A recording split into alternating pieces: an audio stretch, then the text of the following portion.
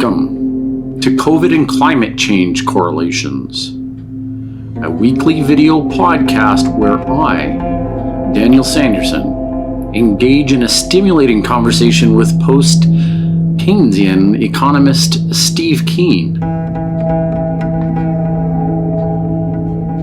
So Steve pulls it all together at the last moment. We go live and behind the curtain. We now launch and we just did it, right? Okay. Good. Okay, so we're working. Yeah. Well, I want to welcome everybody to the inaugural podcast series with Steve Keen. And he's quite a remarkable person and a very interesting contrarian economist, so to speak. And we'll talk about what a contrarian is and what a contrarian should be. And that it brings me to my first question for Steve. And how would you describe what a contrarian is? Somebody who isn't deluded by mainstream economics, fundamentally. I mean, I know plenty of. I can actually say some of my best friends are mainstream economists. And I can name one of them, Michael Kumhoff, who's chief economist for the Bank of England, and a delightful bloke, and he's literally one of my best friends. But they have all learnt an approach to economics which began back in the 1870s, which was originated by Leon Walras in France, Stanley Jevons in the UK, and Menger, I can't think of Menger's first name, Karl Menger in Austria. And out of that sprung both neoclassical economics and Austrian economics.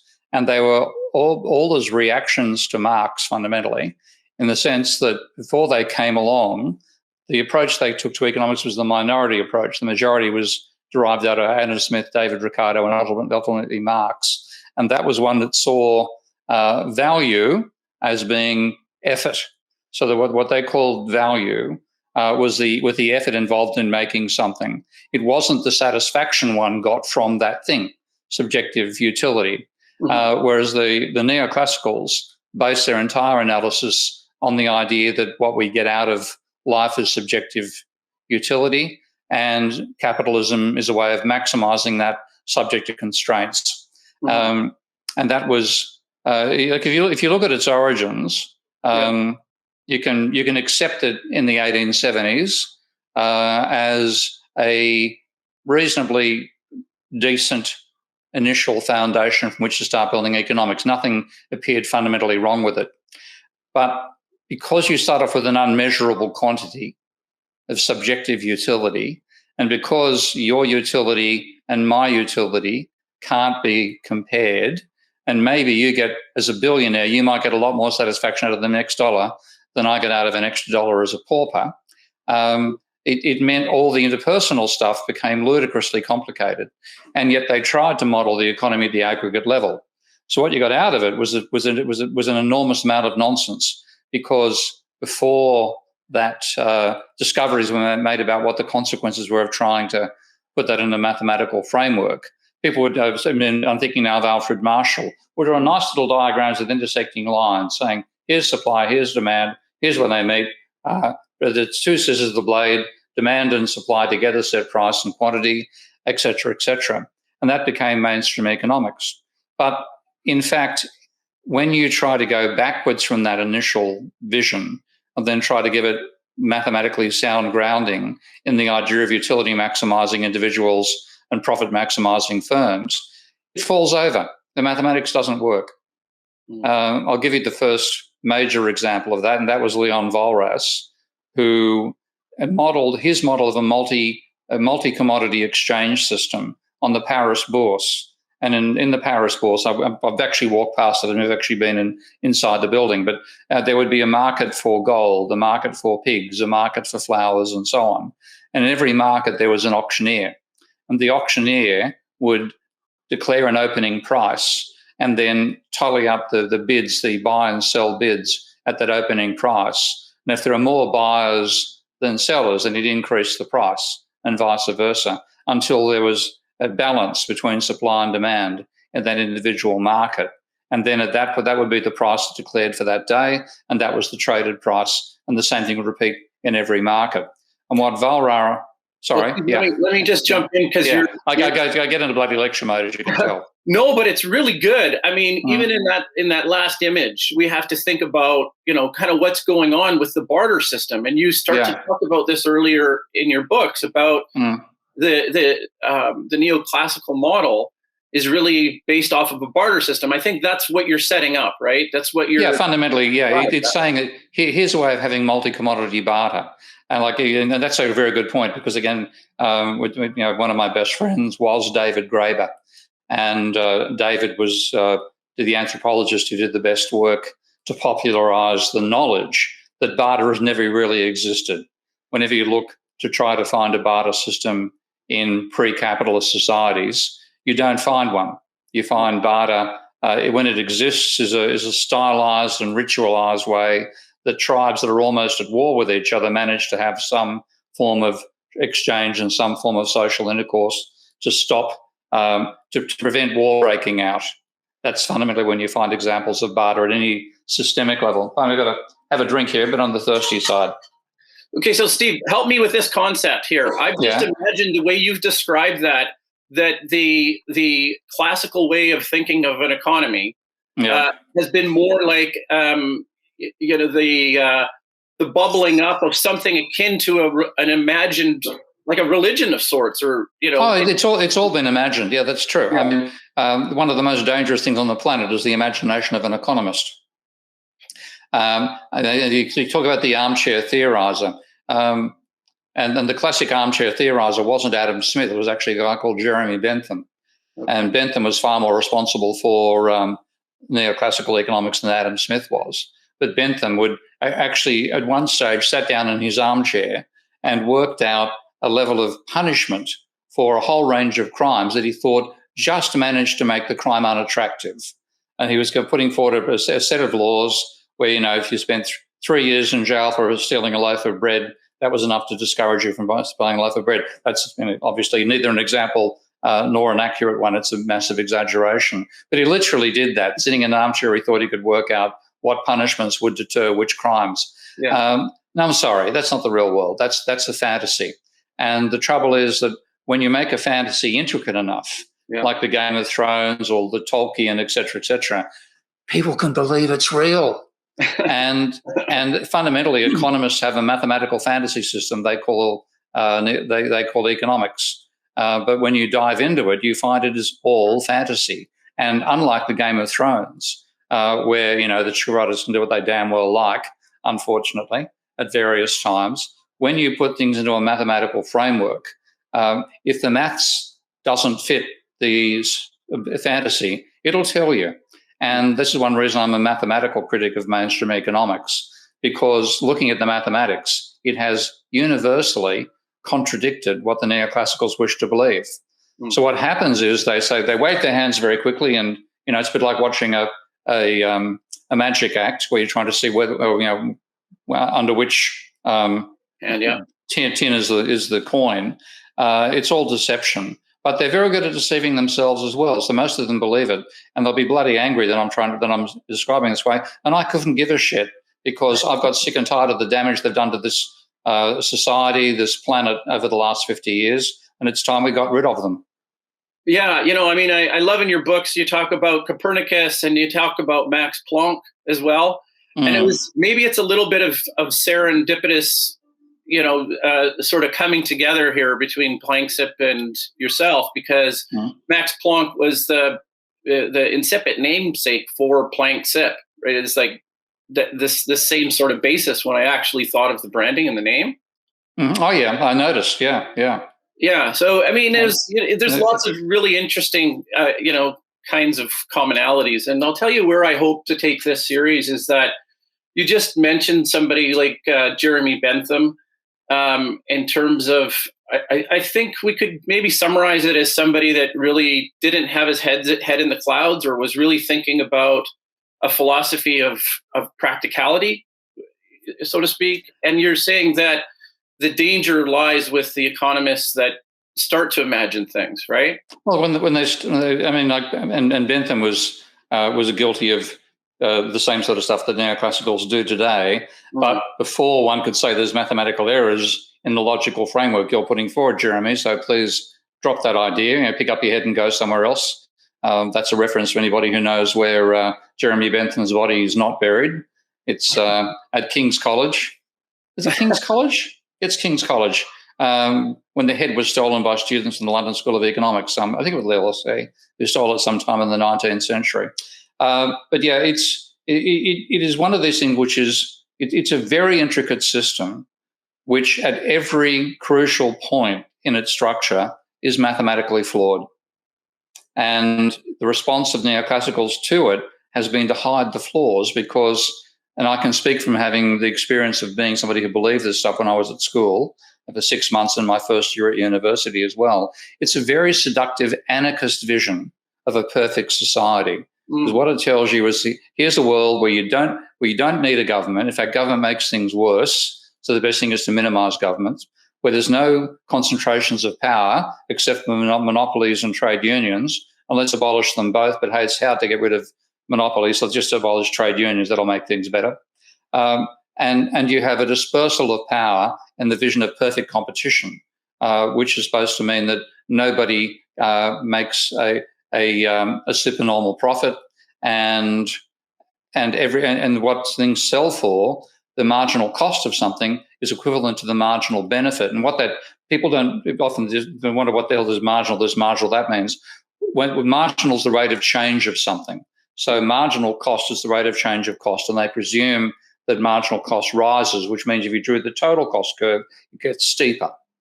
And then marginal benefit is something which diminishes over time. So the more bananas you eat, the less utility you get out of the next banana. So what you get out of that is total utility rises but at a diminishing rate. And the gap between the two is at the highest level when the slopes are the same. So by saying when marginal cost equals marginal benefit, what they're saying is the gap between the cost of procuring something and the benefit you get from that is maximized. And that's the maximization of utility subject to constraints. And that's the vision they have. And it's a perfect society. And humans are very, very susceptible to visions of perfection. Walk down your local street and go and try to find somebody trying to sell you Scientology or any other mythical religion you wish to choose. A neoclassical economist belongs on the same corner without knowing it, which of course applies to the Scientologist as well. Steve, okay, here's the thing. I'm what you would call a amateur armchair philosopher, right? Mm-hmm. So amongst, as the owner of a media company and a publishing firm, I do identify myself as a philosopher. It almost sounds like a far left plea or something, right? But here's the thing is that, what you're describing, I as a thinker, I gravitate towards Plato. And that's a weird thing to try and forthrightly come out with, because typically in academia, you would say this eventually kind of leads to ideology and all these kinds of things, right? This is the general sort of summary of the Platonic thinker, especially in isolation. Except for me, when I go back and I try and analyze something, or you try and be creative with something, I think you're right. There's a natural tendency for us to think towards what's the best, the best convergence of things, right? Yeah.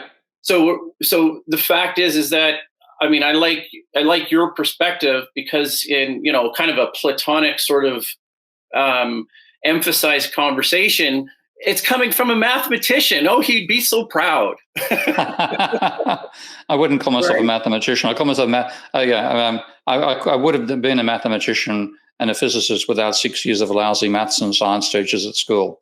But yeah, what I always understood the power of mathematics, and then I went into economics, courtesy of a great teacher in my second last year of high school. And that's what I continued on with and did at university, but with a strong mathematical foundation. So I studied maths at the same time as my economics degree. And that's what's made me such a strident critic of the mainstream, because often people, when they criticize the mainstream, they come up from another ideological angle. So you get Marxists criticizing neoclassical economics as a defense of capitalism, et cetera, et cetera. I say, no, it's not a defense, it's a mischaracterization. The things that they praise capitalism for are the last things on the planet capitalism actually demonstrates.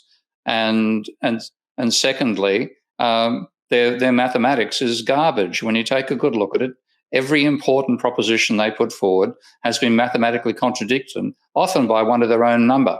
But they then, and just the Marxists have done the same thing, so I'm not going to say neoclassicals are the only sinners in economics on that front, but they waffle to hang on to the core belief because the beliefs matter more than the logic. And this is a bit like Max Planck, because as Max Planck argued when he introduced quantum mechanics as a solution to the blackbody radiation problem, he could not convince his fellow Maxwellian physicists. He simply gave up. They could not get their minds around a different way of thinking about the universe. And so what he wrote was that science progresses. He actually is a very witty guy, as you probably know. Yeah. But science progresses one funeral at a time. And the lengthy way he said that is that a new idea doesn't succeed because the holders of the old ideas are convinced to abandon and adopt the new one. A new idea succeeds because the old retire and die, and new scientists take their place who are familiar with the new way of thinking. Now, what I've realized that doesn't happen in economics. Economics doesn't go through that phenomenon. Instead, despite huge empirical failures like not only not seeing the 2007 financial crisis coming, but actually believing 2000 was going to be a great year, they hang on to their beliefs no matter what. I want to pause you there because we can use that as kind of a pivot point to go into the financial crisis, which is really interesting. But I want to pause for a minute on Karl Marx, or Marxists. Yep. Well, let's call this Marxist. So I'm not kidding you. This came up just today. We call him the in-house philosopher. He's from the University of Texas, and he knew that we were getting together. We were going to have this conversation. And I'm not sure who it was, but there's a preeminent Marx economist, right? And so, Scott, he's the guy that, he's the philosopher from the University of Texas, said to me, he says, but Steve liked to debate him, right? Should we try and set that sort of conversation up? So I know it may feel like I'm ambushing you here, but this is the spirit of how I want to talk about things. Right? Okay, yeah.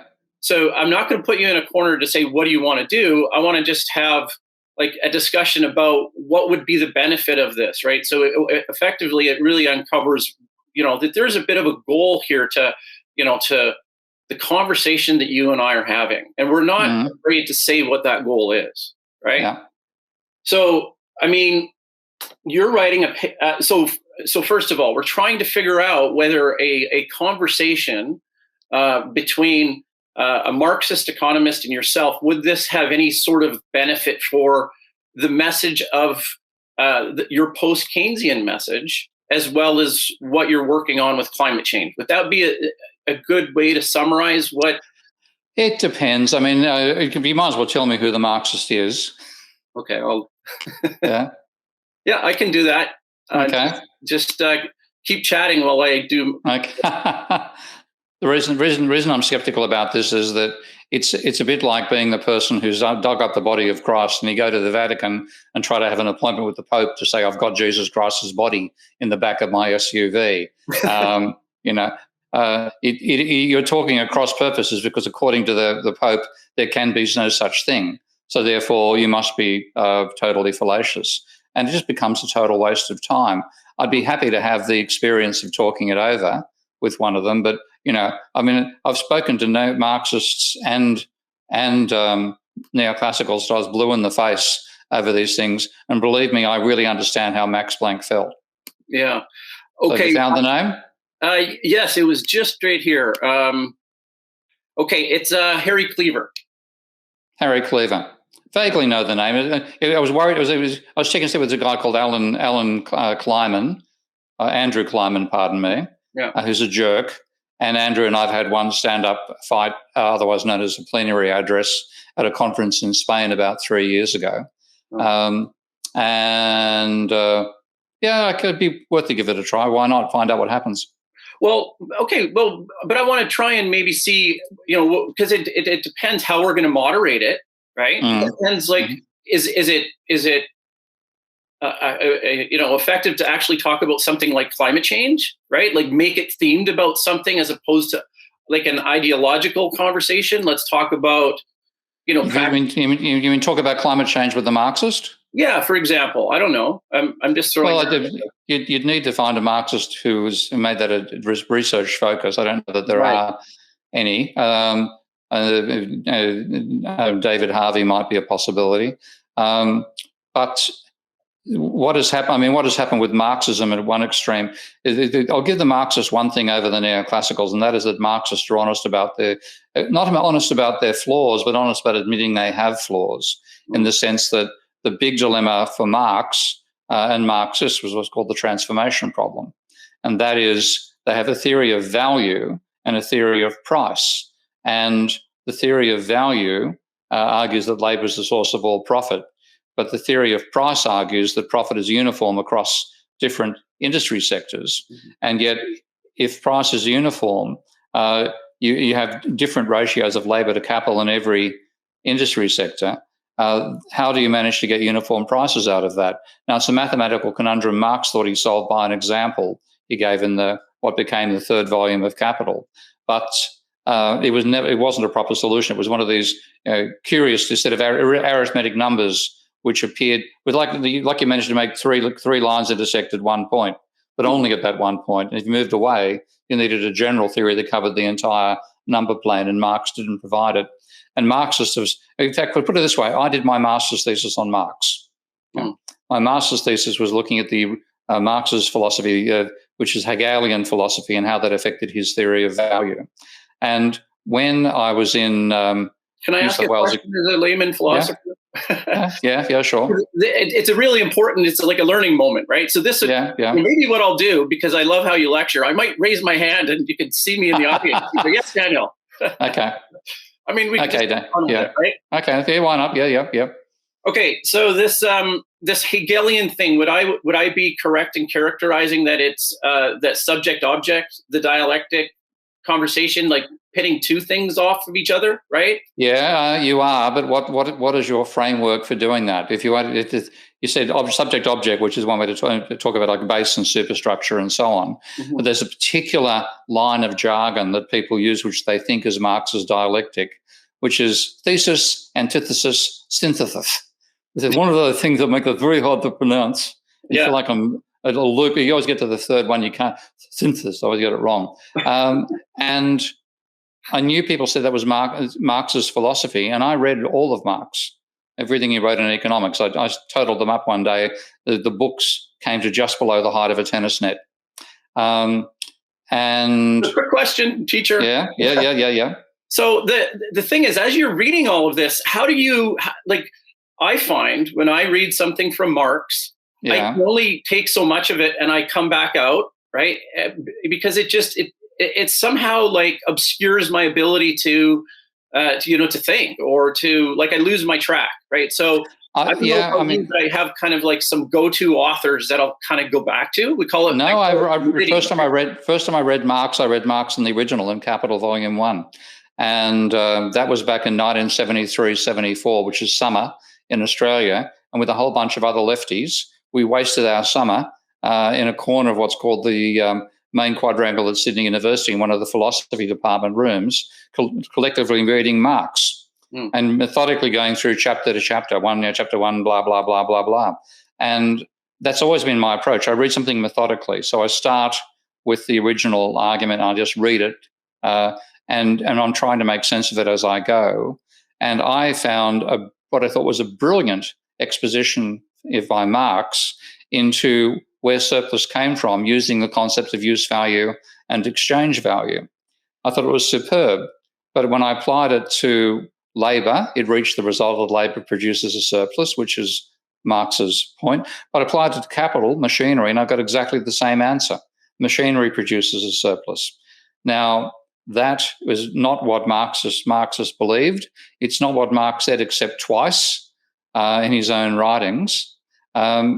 So what I find is people, I tend to read someone and say, I want to understand what you think. And I think that's different. I want to know what you think. And yet I think when my own experience with these other lefties reading Marx, they were reading it like they were reading the Bible. Yeah. I'm sorry. When I gave up Catholicism, I became an agnostic, not a Buddhist, Rastafarian or anything else. Some of the Rastafarian stuff is okay, but I don't have a belief system in that sense. And so I just look for the logic. And Marx logically explained why labour was not the only source of value, in my opinion, in chapter 6 and 7 of Capital, and then obfuscated it from that point forward. So when I came to read Marx and say, okay, where did he get this insight? Where did it go wrong? What I did in my master's was I literally read everything Marx wrote on economics in chronological order, starting with the economic and philosophical manuscripts of 1844. So I read from that first page of that to the last page of the Capital Volume 3 in chronological order. Wow. That's impressive. Yeah. So we'll get into. I mean, what would you think that the Marxist is going to say? Like, what are the biggest bones they pick with you? Like, it's all over me saying that labour is not the only source of value. That's the bone, and it's also. I mean, the bone will also come over whether they think the philosophy that I focus on is important or not. Like, for example, I taught a course in Marxist economics. Maybe in a history of economic thought course with a guy. He's a friend of sorts, a bit difficult. He's got a rather bitchy personality. But anyway, I'll mention his name, Peter Chrysler at New South Wales University. And Peter and I were teaching this course together when he was already a lecturer and quite well established, and I was doing my master's. I just turned up on the scene. And as we're explaining Marx to the students, Peter says, you shouldn't read the first 7 chapters of Capital. It'll just confuse you. Start with chapter 8 or chapter 9. And I didn't say anything. I was a bit subservient in those days, well, because I just turned up. I thought that's ridiculous advice. The philosophical foundation of Marx's approach to economics is in the first 7 chapters, particularly chapter 6 and chapter 7 from memory. So if you don't read that, you're just going to say, oh, Marx has a labour theory of value, without knowing how he derived the labour theory of value. But in Marx's own mind, his greatest achievement was deriving the labour theory of value from his own philosophy.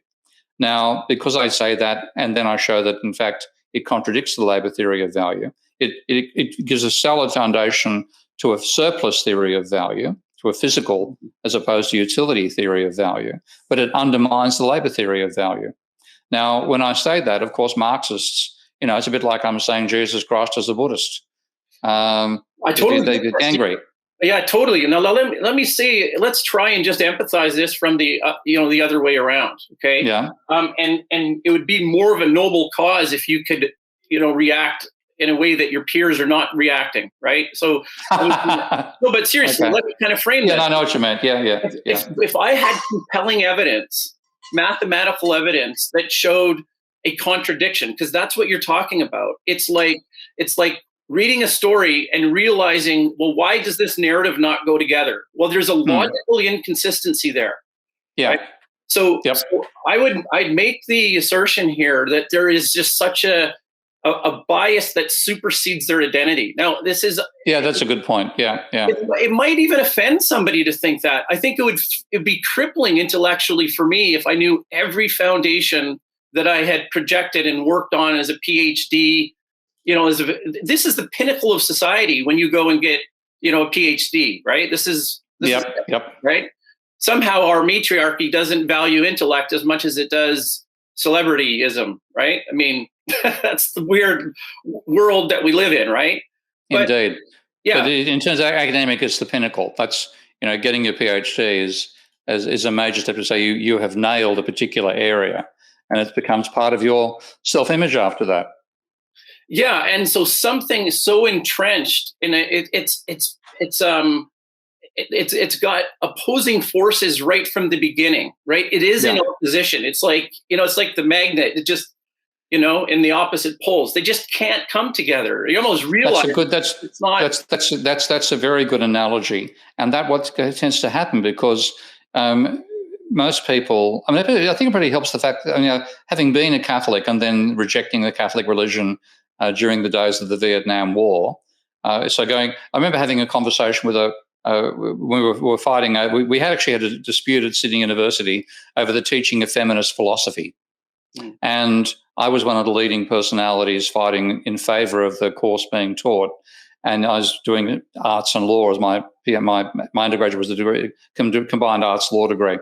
And one of the other main people on the other side against the feminist philosophy was another member of the arts law group, very nice guy, who was quite religious. And some years later, we finally sat down and had this, intense heart-to-heart about our vision of the universe and so on. I remember him saying at one point, "I can't imagine a universe without a God, without a God."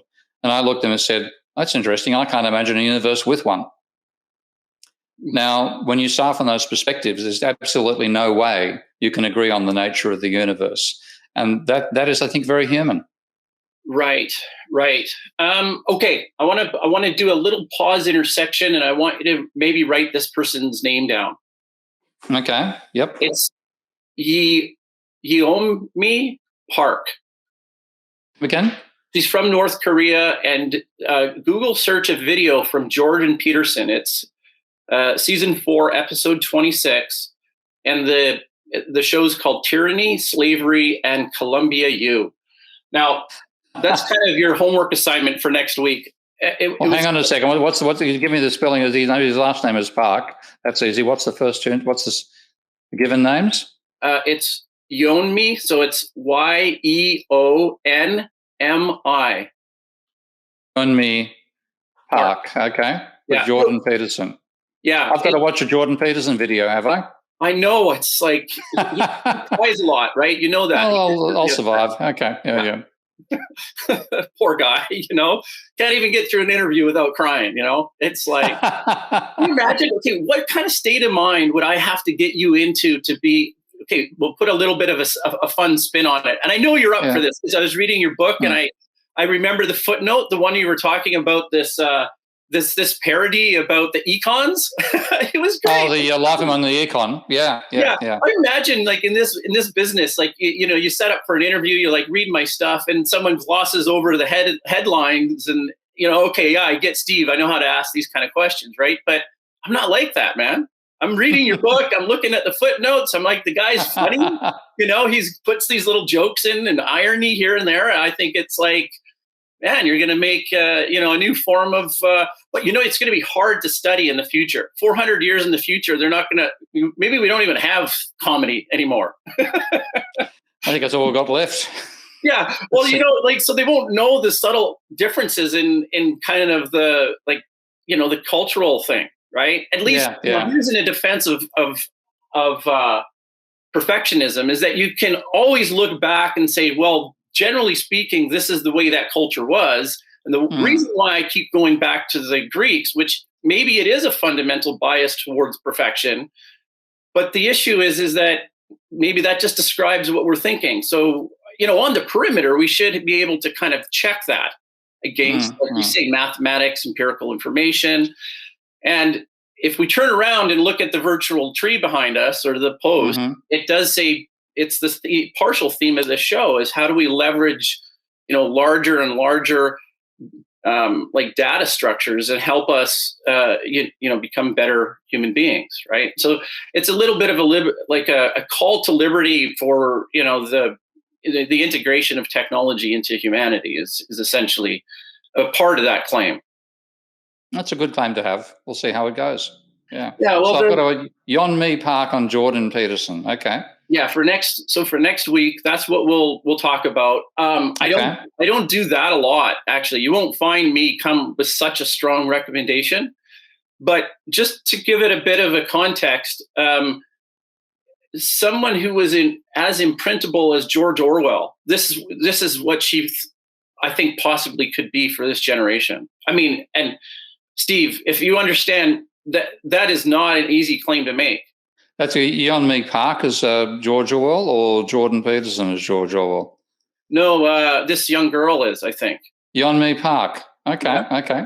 I mean, I'll have a but in terms of being able to remember who she is, it would be hard to say in our current generation that. And I was gonna, it's kind of funny. I was gonna use Isaac Newton as the example, but he's kind of not the example, because he was pretty close to the power structures of intellect, in Britain, and so they kind of knew he was going to be I mean, they buried him in the abbey, right? So yeah, he started out with a much more common beginning than that, but yeah, he was a commoner, but he ended up at the being exalted, and rightly so. Yeah. After he lost his shirt in the South Sea bubble, but still. Yeah. So I mean, there's all sorts of stories of how the world treated some of our intellectual heroes, and some of them had an easy path, and other ones had kind of a tortuous path. And Steve, you might kind of maybe you blush in a way intellectually when I say this, but what project you're working on and the paper that you want to submit to the version of the Royal Society is like I was imagining that you're my uncle, and I sat you down and we went out for for a beer or something, and I'm like, hey, Uncle Steve, like, this is a big deal, man. Like, this is like, I mean, you're elevating to the level of these people, right? So yeah, I mean, my objective is to destroy neoclassical economics before it destroys capitalism. Right on, bringing it back to the point. Thank you for that. But it's well, what I am going to test you with throughout this series is I want to test abstractions, right? I think there's room for storytelling, there's room for imagination, but they're not antithetical with the structure you're putting forth, right? Yep. Indeed. And so I want listeners to understand and see a dimension to Steve that says, hey, you know what? When I show up for work as an economist, I can put that hat on, and then the counterfactual of talking about beauty or aesthetics or the use of imagination, we can, Steve can also do that. And he proved it earlier in the show where he was talking about a fundamental issue with Marxism, right? About that sort of thing. So I don't know. I really think you're the man to be able to, ask some kind of, complicated sort of questions, a few what if scenarios. Yep. Happy to do it. Okay. I found myself in a weird situation. I never thought I'd be sitting in this sort of chair making those sorts of comments. I thought I'd be a foot soldier rather than a general, but I've ended up being a general, so I have to live with it. You're decisive, man. I tell you, like, I like the profanity drops every once in a while. The way you introduce people is like, well, I really shouldn't. Oh, their name is this. It's classy, right? It's classy and bold. It's more like, it's like the proper, like, British version of Nassim Taleb, right? Like, without the. Oh, yeah. Well, Taleb has got a great capacity to be rude. That's for sure. And then you see, like, the people that kind of follow him, like Dad Sad, they try and, like, they mimic it and say, oh yes, people are like, you treat them like this and you gain success, like, and I just shake my head. No necessity to be an asshole to be a good intellect. No, but sometimes it helps if you get less disturbances, but it's not a necessity. I know that. We've rationalized that, but imagine the whole system kind of taking over, and all of our friends, all of society were like, oh yes, we're worthless, kind of thing. Could you imagine us watching that? But fortunately, we don't have a society like that. We question that. To some extent, I think we've lost a lot of that in the last 20 or 30 years, but it's that's one thing. I'm very lucky to be raised in the 50s and 60s and experience my teenage and adult life in the 70s. It's a lot freer world back then than it is now. So I feel for students these days and young people in general for what they experience. We had some pretty shitty things as well. Being conscripted to go and fight in Vietnam wasn't fun. So I'm not saying that the children of the baby boomers had it all great, or the baby boomers themselves when they were adults. But it's certainly they had more freedom than the kids have these days. Well, let's talk about the because I'll come at it from two directions. I'm father of a couple of teenage boys, and also I don't know. It seems like, here's my intuition. I think they've got plenty of freedom. Now, I hadn't really thought about it, right? I think they have plenty of freedom. I think they stay closer to the nest, right? I think there's, my kids very innocently don't, when I was a kid, I was gone all day and the parents didn't know. And then it was even worse than that, it went up the generation sort of thing. So it's like our protection sort of thing is coming in, this idea of helicopter parents. I get that. That feels intuitively like a description, that I'm thinking more about the fact that when I went through university, you felt like you could do whatever you liked at university, you'd still get a job. Oh. And therefore, questioning authority, breaching social norms wasn't something you worried about is going to jeopardize your physical survival in the future. I don't think kids have got that anymore these days. Yeah. And we should have a mechanism for that, right? Yeah, absolutely. Well, we end up having a constrained minds coming out of it. Well, and so here's the thing. So let's talk about the universities from a meta standpoint, because that's a perfect entry point to categorize what the institution is and what it represents, right? So we talked earlier about the PhD being at that pinnacle, right? And so what is the way to get the information down to the lowest level of thinkers, right? What is the most effective way to do that? And you might think it's something related to this, where the innovation's going to happen on a medium that, translates like the internet does, right? Like, makes sense. And that's a fabulous resource that didn't exist, of course, in my day as a young student. So, in that sense, access to information and also misinformation, of course, is far broader now than it was ever. Right. Which one is winning? I'm afraid they're giving misinformation the upper hand. Well, the issue is that I want to have an interesting conversation on its strategy, or it's actually the basis of rhetoric, and I think it's probabilistic, right? Yeah. And so we introduce a kind of a probability scale, or and we say something like what we're describing is more of the ideal, but through like a contaminated sort of ideological system, we can see ourselves living in a false version of, a description of the universe. We can see that. You're describing even one like Plato's cave. Yeah. Yes, exactly. Well, and I think there's always a kind of a series of Plato's caves emerging in various different areas to various different degrees, and they radiate out like in the ether, so it's an imaginary sort of thing, right? But they sort of radiate out, and they have different cultural effects. The other system that you were referring to in your book is the paradigm shift, which is kind of the concept where society steps back and looks and kind of reorientates itself a little bit. Yeah, I mean that was Max Planck's experience. I think is incredibly important in seeing how paradigm shifts actually happen. And whether they do it, the big thing for economics is we haven't had one since 1870, and we had a nascent one with Keynes, and that got slaughtered. So economics is still thinking as it was in its armchair in 1870, with more elaborate and wrong mathematics surrounding the armchair. But that's where we are now. So to change that paradigm, when it's become how the whole world thinks about how the economy works.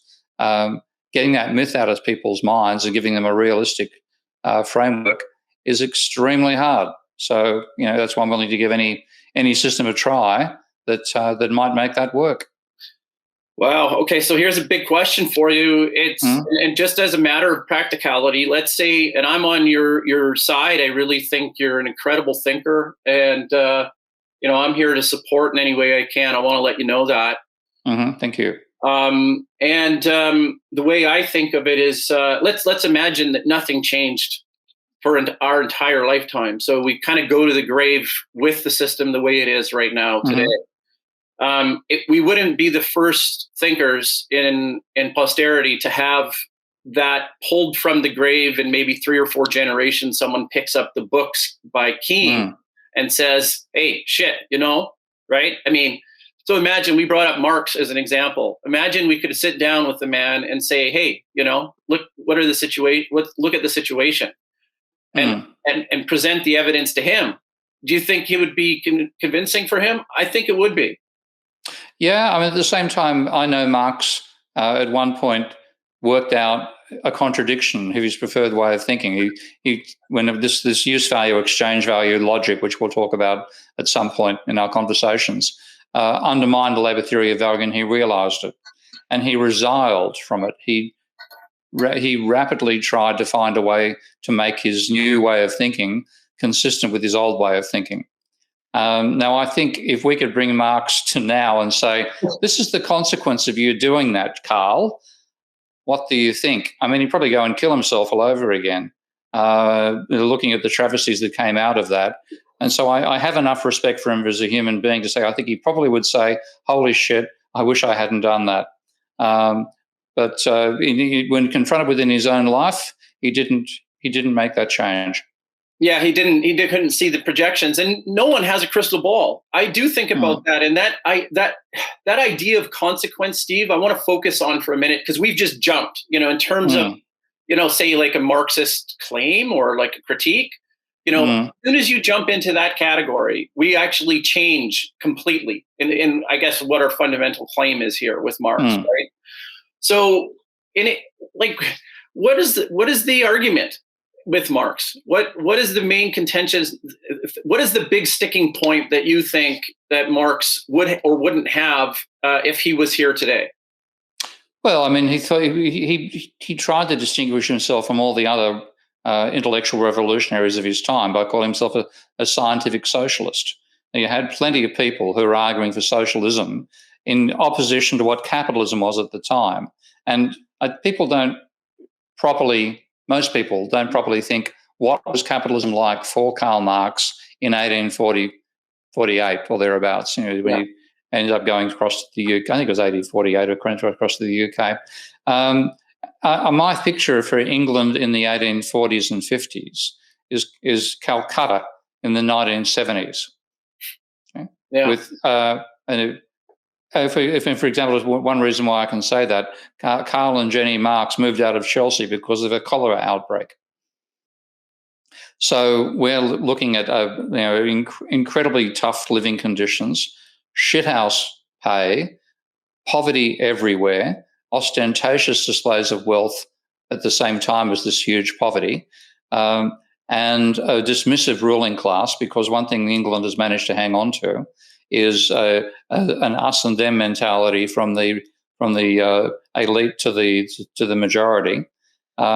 So in that world, it was a very, very tough world. And if you had any sense of human decency, then you would be thinking there must be a better way to design society than this. So even like companies like Colgate, for example, came out of somebody who was a proto-socialist, who was trying to design a society which was fair and gave a decent standard of living to everybody, regardless of their social class, obviously with gradations of pay, but that was Colgate's ambition. And there were many, many idealistic manufacturing, cultural socialists. And what Marx said, well, he was different to all of those because he was a scientific socialist. He was going to prove that socialism had to come about. Now, and that's what led to the labour theory of value becoming so important. That's what led to the declining rate of profit being such an important concept for Marx. And he really did think that socialism was inevitable. Now, when you see if you brought him forward from, when did he die? I've forgotten the actual date of his death, in the 1880s, I think. Fast forward him to the 1980s and watch the fall of the Berlin Wall. Fast forward him to today, I think he'd be horrified by what happened. And he wouldn't make anywhere near as many excuses for the state of actual existing socialism as the socialists today do. Yeah. No, that was, I was trying to get around to it earlier, but the idea of consequences. So if I have a conversation with a Marxist, one of the things that I'm going to bring up, and I think that people can't get away from we're talking about a debate, right? Just how two sides. And so the consequence of the body counts, right? Now, part of what I know as a philosopher is I don't know where that connection is actually deeply rooted, whether the evil and body counts is actually related to the Marxist thinking, right? Now, I just don't. You mean the body count of the gulags and things like that? Exactly, because here's the thing, and there's somebody like Jordan Peterson who's got a pretty big voice in the media, at least as an intellectual thinker. Regardless of if you have a bone to pick with him or not, it doesn't matter. He is somebody that, from an intellectual sort of tradition, people are looking towards somebody in that elite, and he's affecting change. Okay, good, bad, indifferent, whatever he's trying to focus on, and we can be sympathetic of that. That's also the risk that Steve is now putting himself into, right? This is what you're doing. Oh, yeah. With popularity comes, all the attention you might get. Well, you are getting. Yeah. Right? I mean, who's kidding me, right? What an interview on CNBC, hey? That was extremely good. I was very pleased. That was actually one of my Patreon supporters, Paul Gambles, who is very well named. He ended up running a finance company in Bangkok for the last 30 years. One of my close friends over here, and in general. And Paul, he's such a lovely, avuncular guy. And of course, he works with people in finance all the time in the media. He suggested that interview, and they did a brilliant job. I was very pleased. That's the first time I had a chance to really put my critique of neoclassical economics of climate change forward to a public audience. It was fantastic. Well, we certainly are going to do a lot of that in this particular series. We're approaching the top of the hour. This is probably pretty much where we'll come up to like a bit of a conclusion. Yep. We're trying to keep this to about an hour. And we're going to do it every week, see where it goes. I hope to be, talking about a little bit of Marx and a whole lot of climate change. Some fantasy make-believe stuff may come up. And, Steve's going to be putting me back in my place. So, we're going to have some fun with this, and we're going to show a fun side between both of us, and just see where it goes. So thank you. Sounds good. Okay. Thanks, Daniel. You bet. Bye.